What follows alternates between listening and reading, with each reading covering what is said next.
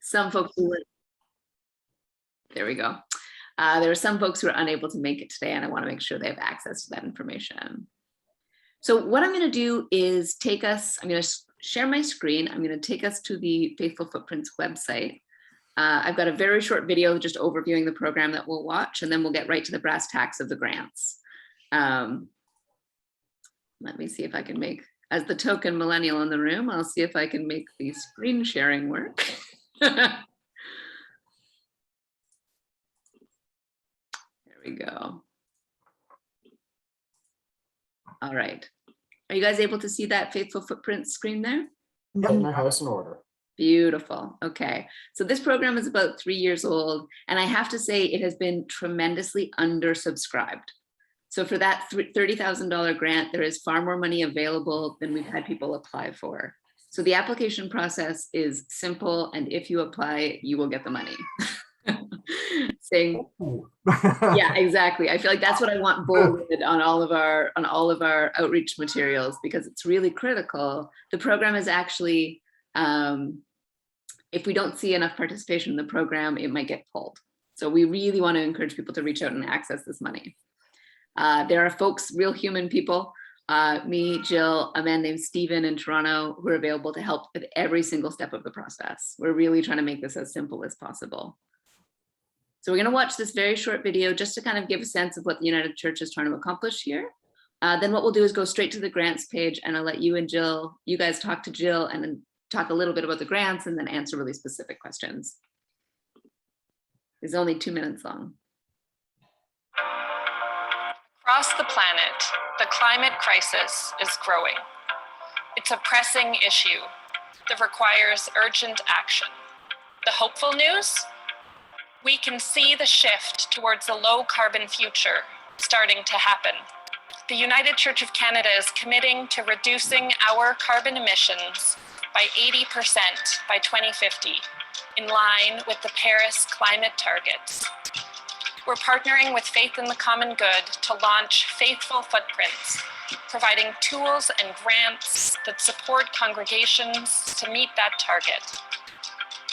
The energy used to light and heat United Church buildings is one of our largest sources of carbon emissions, and it's also one of our biggest expenses.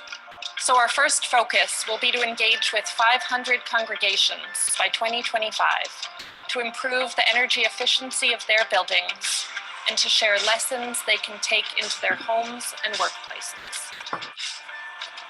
Through doing a whole building energy audit, we've realized how much we are just polluting unnecessarily in ways that we can save not only money, but to cut down our carbon dioxide emissions. The income from the solar system would pay for the solar installation itself in 8 years, and over the remaining 25 years of their loan would pay for the new steel roofs that they installed and the repairs to the eaves.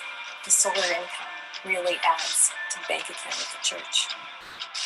We recognize that to bring truly inspiring climate leadership to our communities, we must first put our own house in order.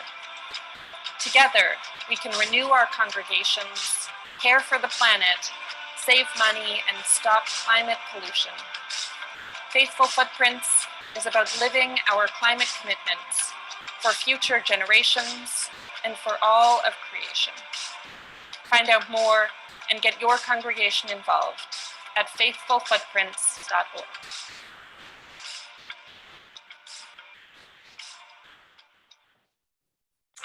Well, we don't need a second round of that.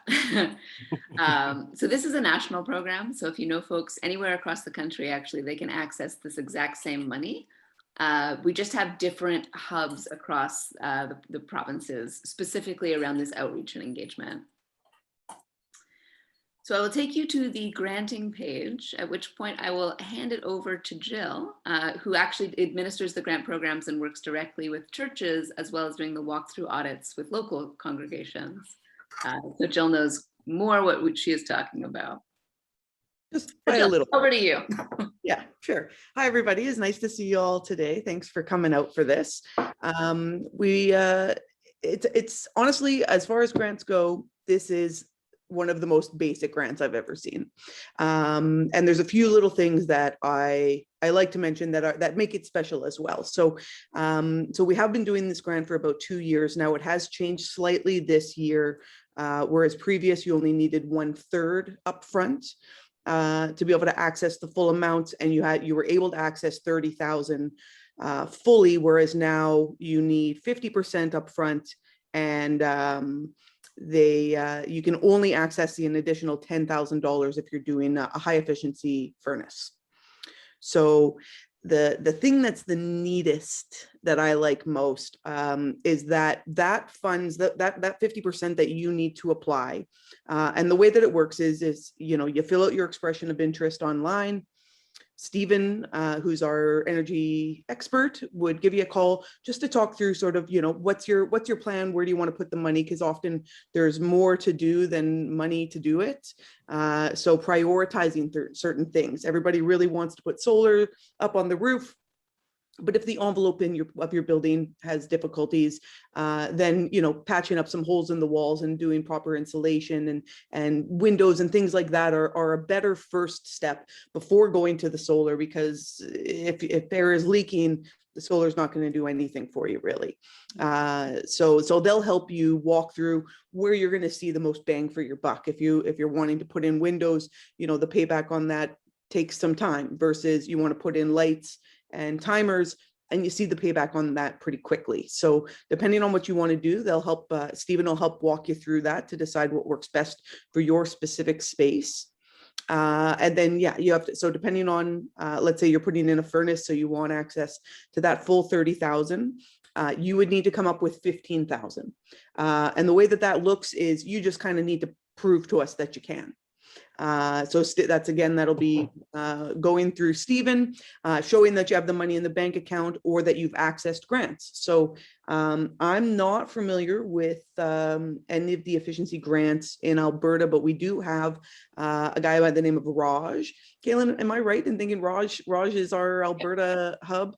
And Raj is a solar energy expert. He runs a company called Neo Global, and he's really fantastic. So we can put you in touch with him, and he would be able to tell you about any available grants for whatever project you're wanting to bite off, you know, if Alberta Hydro or whomever has monies available. So you can access other grants. If you can get a grant through the province, you can take that money and apply that as your contribution to this grant.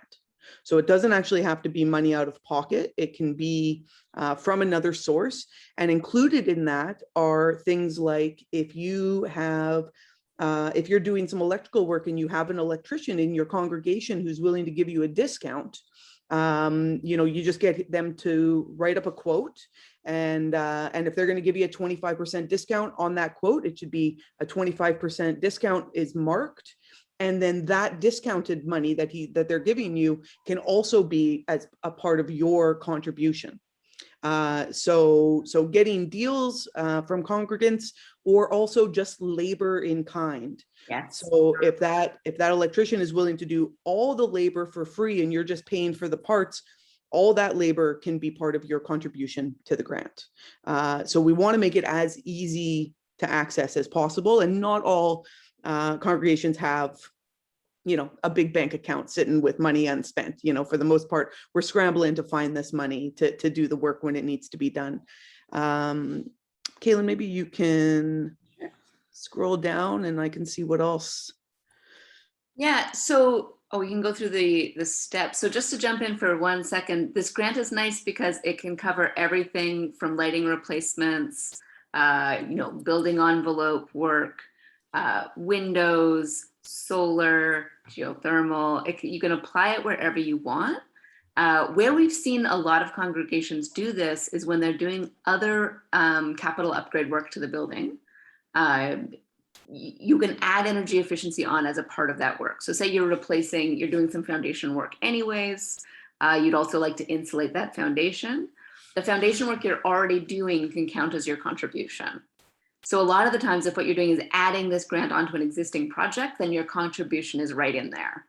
So we've spent a lot of time working with congregations, looking over their annual plans in terms of building upkeep and maintenance, and looking at where can we add on an energy efficiency component so that you can access this $20,000 to $30,000 without necessarily needing to fundraise separately. Another piece of it is that on this same website, and I'll share it in the chat box, we have for each of the provinces a list of all of the other available energy efficiency grants. So again, in Manitoba, Efficiency Manitoba has a number of available grants.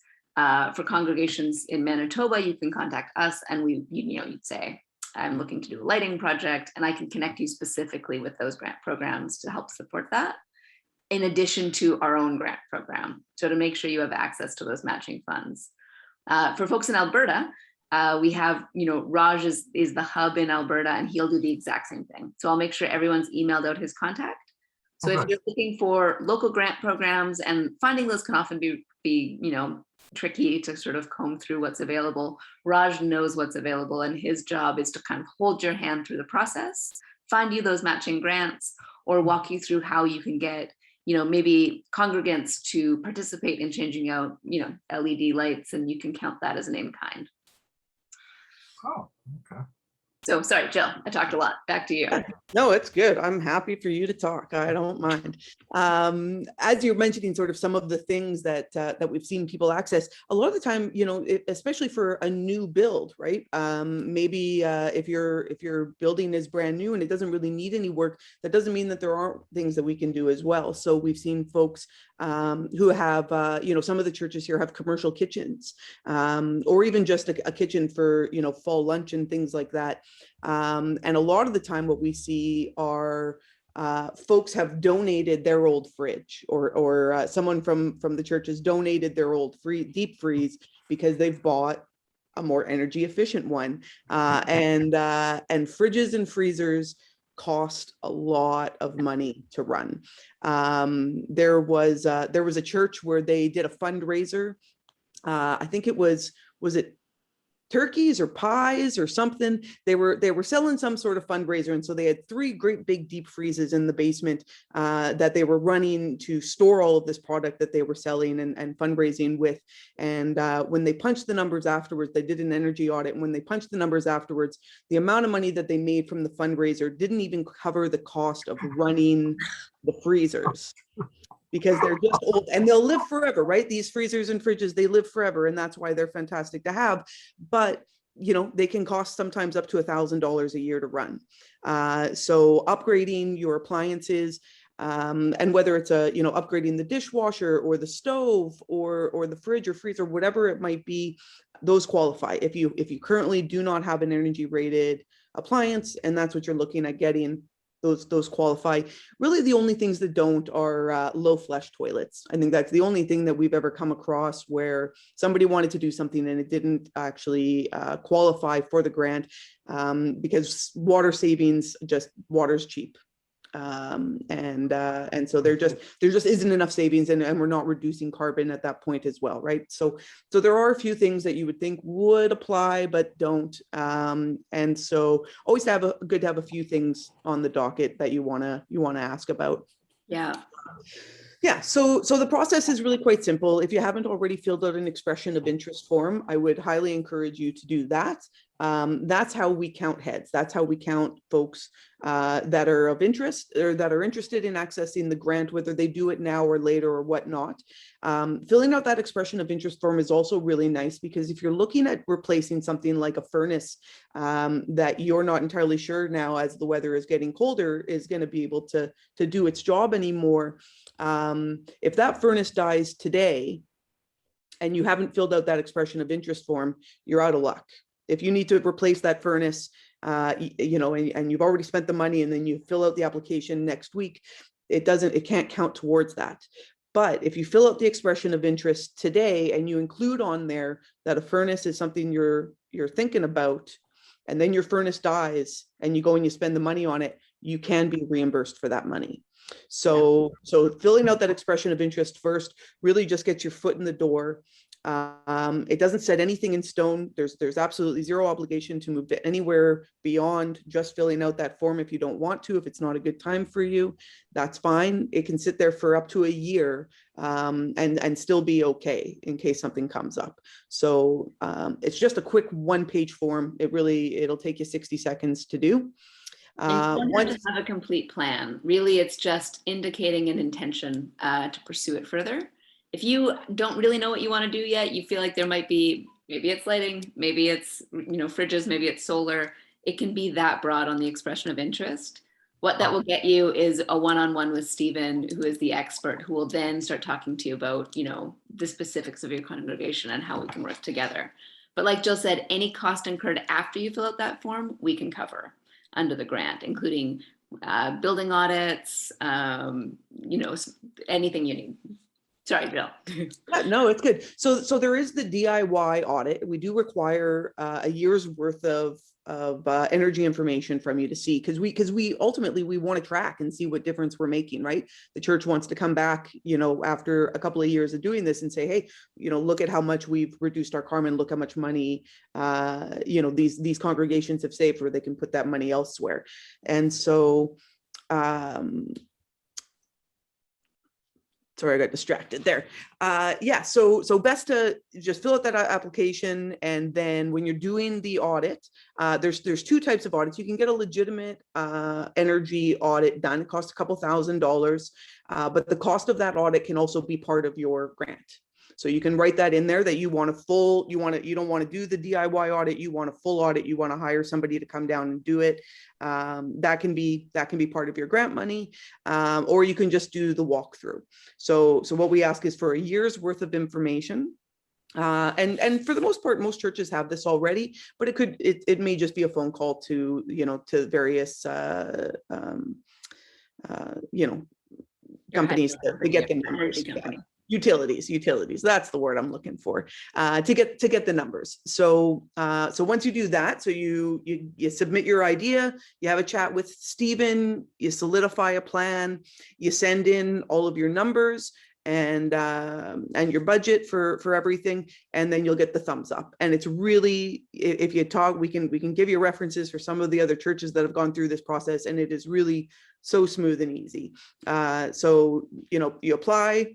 You got your budget, you get a year's worth of energy audit, and then you can proceed with your renovation or retrofit, whatever it is that you're doing. Once that's completed, they hold back $1,000. So you'll get reimbursed for your amounts. You'll receive that money, but we hold back $1,000 because that's just sort of our carrot that we want to hang on to, so that we can get those numbers all again from you in a year, to see what kind of difference those upgrades have made. So apply, do the work, get the money back. It's really just as simple as that. And the folks that are, Stephen is our main guy, and he knows absolutely. He pretty much lives net zero off the grid somewhere in the middle of Ontario, and he knows this stuff like the back of his hand. So he's a really fantastic resource. If you don't know what to do either, he does do audits as well. So he does a green audit for the church. And that goes over things that aren't just energy. It's things like using recycled paper in the photocopier. It's using soy candles, which are better for the environment when you're burning at Christmas time and things like that. There's all sorts of little things. So if that's something that you want to access, he's pretty pricey if you're flying him in, because he is in Ontario. But if you get a few congregations in one location, he came to Winnipeg and trained me to do these audits as well. And so long as you got 3 congregations within an area, then it's pretty inexpensive to have him come down and do it, if you're fitting the flight costs and that sort of thing with other churches. There is, if you're looking on the website, there's also the full guide to the DIY walkthrough, which is really, really simple. You can print it out. It's it's a little booklet, and you can literally just walk through your building. It's a series of check marks. So it's, just giving you stuff to check out, like, what kind of lighting, how to recognize LED lighting. checking on your appliances, really, really basic stuff so that you can identify kind of that low hanging fruit. So that's a really good starting place unless you're looking for, larger building upgrades. One really big one, and I mention this because this is something that we're living right now is, we also have a very old building with a boiler that needs replacing like 2 years ago. Boiler replacements are hugely expensive. You can absolutely roll this into the boiler replacement. So it can add, it adds $30,000 to a pot that might be $600,000 deep, but you can absolutely roll it into that bigger project. And so that's a really important one. Another one is for congregations that have housing. I know in Manitoba, we worked with a couple of congregations that have that manage, buildings that are owned by the United Church but are not faith spaces. These grants absolutely apply there too. So there are really, really good, for anyone who does have housing, there's really good federal grants available right now for energy retrofits. So that matching funding is very, very easy to find right now for residential spaces. So I would just flag that for anybody where that might be relevant. I think at that point, we should take some questions. I know that there's one question about bridge financing, like because you apply for the money, you get it approved, and then you've got to go ahead and fund the upfront funds, right? And then you get repaid. As far as I know, there is not bridge financing available right now. I would connect with Stephen though, because I know because this grant is undersubscribed, we're really looking at how to make it easier for people. If you flag that as being a major barrier for you, I will bet that Stephen will either find ways to work with you and a financing institution or find ways to work the grant program so that it can work for you. Again, I've never encountered a grant program where you're really dealing with 1 or 2 people who will, phone you back and email you directly. I apply for a lot of grants and they tend to be these big faceless grants with the government where it would be impossible to find a human face at the other side. That is not what's happening here. There's a nice guy named Stephen who wants to make it work. Are there other questions specific to the grant? Oh, I got one. Yeah. Okay. On the application process, step 2 with the green audit and energy audit.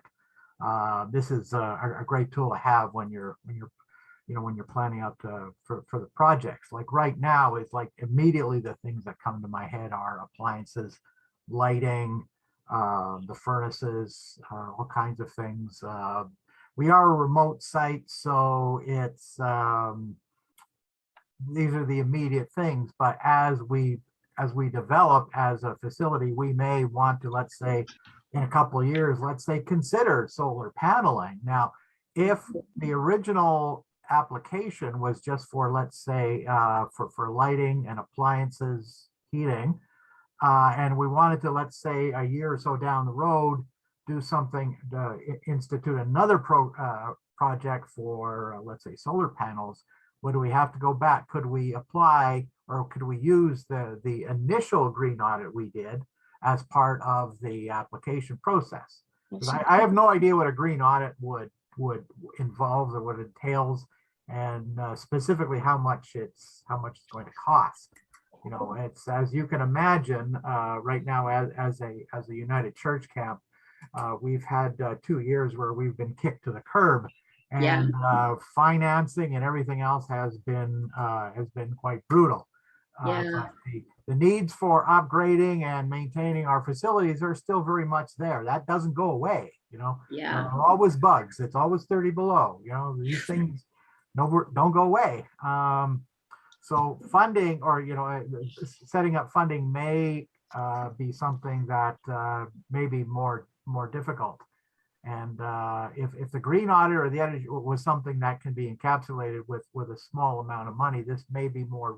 But if we're faced with like $5,000 or $10,000 bill for a green audit, it just may be completely beyond our. Yeah. So in response to that, I'd say I would start with a DIY walkthrough audit. You can get a lot of information there. Absolutely, that continues to be valid information. If a couple of years down the road, that's when you want to act, that absolutely still counts. Same with a full energy audit.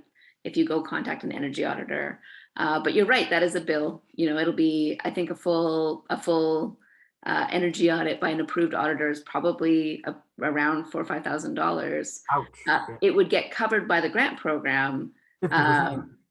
Yeah, after the fact. So, what I would do, I think, because there's probably a lot of low hanging fruit, I have yet to find that many faith spaces where there isn't a ton of money to be saved that can be easily identifiable with a walkthrough audit. Yeah. I would absolutely start there and see what you find. Also, that will connect you with Stephen, and as you're moving through the process, and he can further advise you in terms if there's like additional major considerations you should be looking at. But a DIY walkthrough will probably let you catch, almost the full value of the grant or more in terms of really basic upgrades. And that's just lights, windows, appliances. That's just all really easy. Also, insulation, weatherproofing, pipe wrap, all of that really basic stuff is actually where most of the money is to be saved.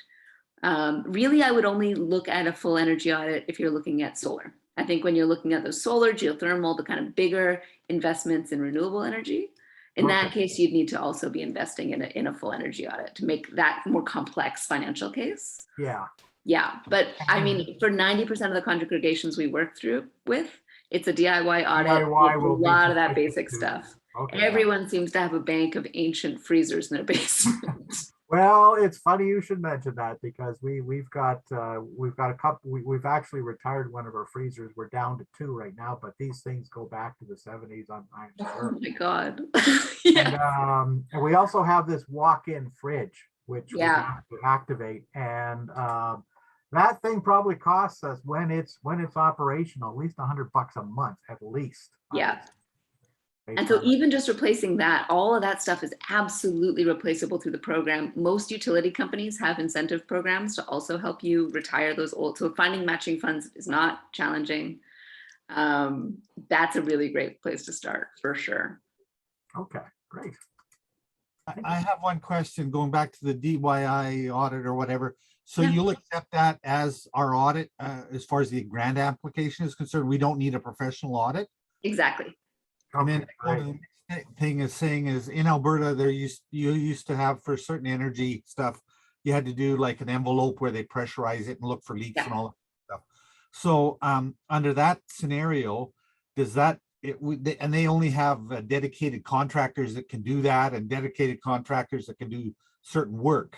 So under that scenario, do you accept that audit from this other third party recognized regulatory agency type scenario? And also the contractors doing the work, you're fairly open on that by the sounds of it then, I guess, is what it sounds like. Yes, absolutely. So, in some grant programs might need an NRCan certified auditor. This one does not.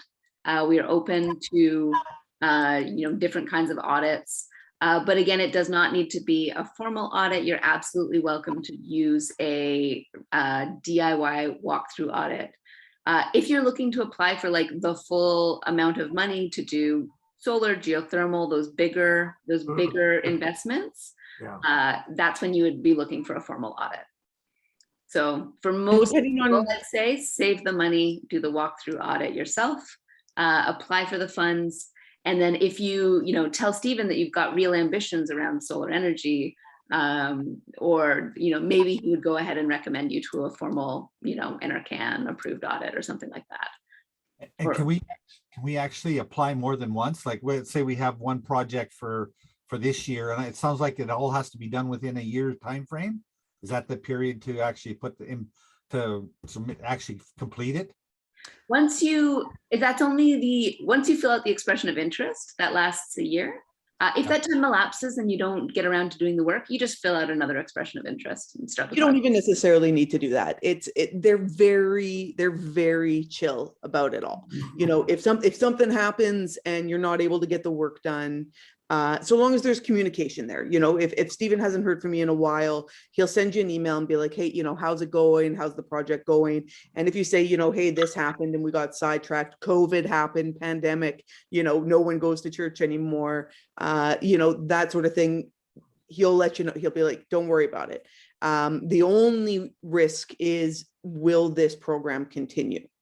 So even if it gets canceled, if you fill out that expression of interest and you qualify, you're eligible, you have everything set up, and then the program gets canceled, but you're already on board and things are happening, you've got some time. We're not going to just say, nope, you don't get it anymore. It's a done deal. But on the reverse, if you don't actually get around to it, that's okay. And we're pretty understanding about, life happens, things happen. But it is a one-time only grant. So you can put a bunch of different things together. It can be appliances and lights and you can bundle a bunch of stuff together to get the full amount.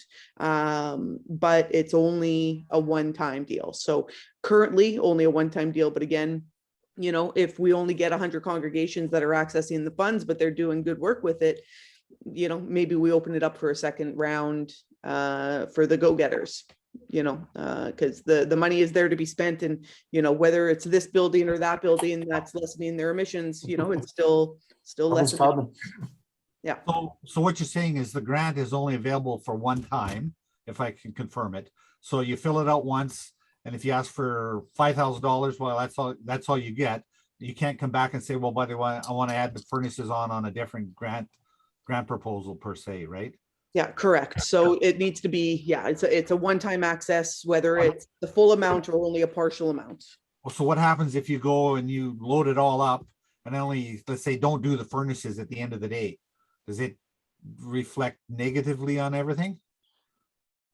Like if we, let's say, loaded it up saying furnaces were included, but let's say at the end of the day, we say, no, we're not going to do the furnaces because we can't fund the 50%, say. So does that put the rest of the grant in jeopardy? No, I mean, you're still you would just be still using a certain amount for the other projects, right? So you wouldn't have access to the full amount because there's an additional 10,000 applied for furnaces. So you'd have up to $20,000 for your various other projects.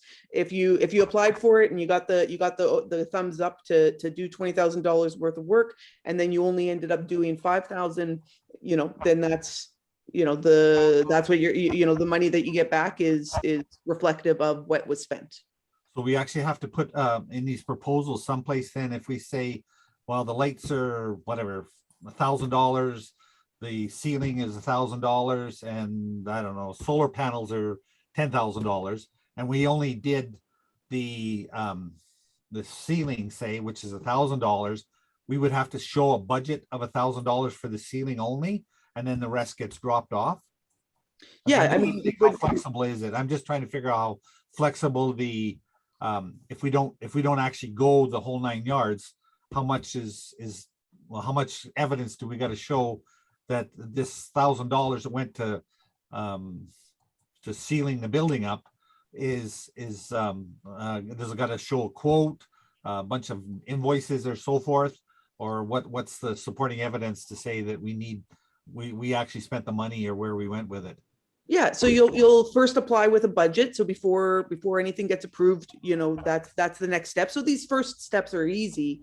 It's those next two steps that take a lot of legwork, right? So once you've got your quotes and your budget and your funds and all of that stuff, you would present that to them and get the approval. And then it's really, things change though, right? So pricing changes and things, there's nothing is 100% until it's actually said and done. So if you just use half of it, then there's probably some leeway, right? Like it doesn't all have to be completed immediately at the same time, right? Certain projects take longer than other projects, so there is a little bit of leeway there if you are still hoping to complete those additional projects with that grant money. But if you don't, then it's just whatever your take was, right? It's you would be reimbursed for 50, your matching grants from what it was cost. So what you're saying there is if we did the lights first, okay, we could actually claim $1,000 against it. Then we moved on to the ceiling of the building. So we would then do it. And then when we completed it, if that was the cost was $1,000, we could apply for that $1,000. And then if we moved on to something else afterwards, we could actually apply for that. So it could be from an interim perspective, it's you can actually get in time. Basically it's the interim financing side of it. So we do it, we get the money, and then we can move on to the next thing. So it's just not like saying we got to have all this done before we Right. get any of the money. Right. That's my understanding. I would double check that with Stephen when you talk to him. But my understanding is, yes, if you have a laundry list of 5 things you want to do, you can check them off one at a time. You can complete one, send in your receipts, get your money. Okay. Next one, send in your receipts, get the money. I would double check that with Stephen when he calls you after the expression of interest is filled out, but that's my understanding. Yeah, I'm not 100% about that, but it's possible. And again, it's one of those things where it's like, if that makes it easier, and it's not currently how things are done, but if it makes it easier for financing on your end, then, you know, maybe we look at doing that. So. Okay, so it would like, well, we have a, like the camp there at Whitney, we have a cooler that's totally throwing cold air into the hot air. So we could replace that tomorrow, but we want the financing to go, or the grant portion of that to be available to us the next day, sort of thing, right? And that's, we don't want to wait a year or more to Yeah. whatever. Okay, I got it. I got you. So Yeah, usually only takes a couple of weeks to get the funds. It's really fast. The money comes really fast. so But this- that would be, once you fill out the expression of interest form, right? Include that whole laundry list of items that you want to address. And then when you get a call from Stephen, you can talk about, okay, how do we do this with the budget that we have? Like how, you know, and he'll help you out with that stuff as well. Okay, so he's the decision maker on this. Okay. He is, He- yeah. He's the technical expert. Yeah. Well, and he has the ear of the powers that be at the church to make changes and that sort of thing. Does it cost us any money for him to be involved with this? Nope, No. everything, the only monies that you spend are, you know, for the projects that you're taking on. But this is you know, our time and Stephen's time are all free. Okay, thank you. Yeah, unless you hire him to come and do a green audit. And that's his separate business. So. Beautiful. Is there any other questions? Well, that's great. If there's no other questions, please tell all your friends. Again, I am so proud of the church for coming up with this fund. I think it's a very, very, very progressive step. And very timely. Yeah, absolutely. Very timely. And I think what happened is that they released this grant program, COVID hit, and we were all busy with other stuff. You know, and I think that the risk here is that if we don't get enough interest, it's gonna go away. And so really, we're just here to say, tell everyone you know, this money is available. You know, there's a guy named Stephen who wants to give it to you. The grant process is really simple. I think Jill's got all your contacts. I'm going to email out the coordinates of Raj, who's the Alberta coordinator. So any specific questions you've got. And that's great. Thank you guys so much for coming and for participating today. Yeah, thanks for having us. It's good. All right. Oh, just one question. This, you recorded this. Where can we actually re-look at it and so forth? Oh, I will send out that link as well when I send out Raj's contact. Okay. Perfect. It's a good reminder. Thank you. Thank you. Awesome. Okay. Great. Well, wonderful to meet you all, and I'll see you all soon. All right, great. Thank Thanks, you. everybody. Thank you. Bye. Bye-bye. Bye. Okay.